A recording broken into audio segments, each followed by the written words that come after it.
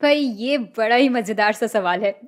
यहाँ हमें बताया जा रहा है कि साइम ने मंदरजा ज़ेल इक्वेशन को एक्स के लिए हल करने के लिए बिल्कुल सही इकदाम लिए हैं, लेकिन पहला कदम उसने गलती से मिटा दिया है।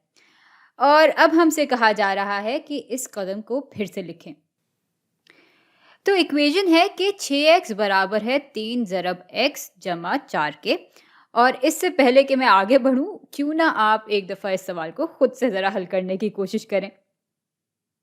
चले, अब साथ मिलकर इसको हल करते हैं। तो भाई पहले तो हम इस ब्रैकेट को खोल लेंगे, क्योंकि आगे हमें कहीं भी ब्रैकेट्स नहीं दिख रहे। और ब्रैकेट्स को खोलने के लिए हम 3 से इस पूरी चीज़ को ज़रब देंगे। 3 ज़रब x बराबर हो जाएगा 3x के, और 3 ज़रब 4 बराबर हो जाएगा 12 के। और यूँ 6x बराबर हो जाएगा 3x जमा 12 के। अच्छा, अब दूसरे कदम में इस तरफ x की कोई भी टर्म हमें दिखाई नहीं दे रही, जबकि इस तरफ सिर्फ x की ही टर्म्स दिखाई दे रही हैं।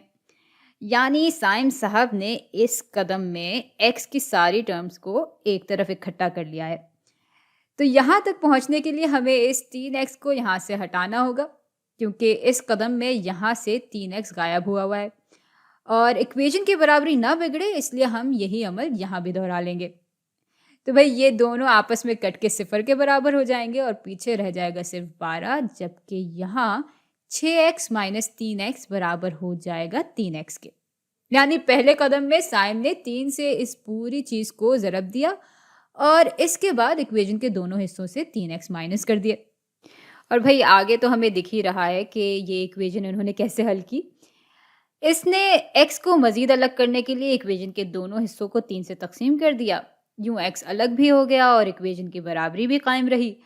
और इसके बाद x बराबर आ गया 12/3 के, जो कि बराबर होते हैं 4 के।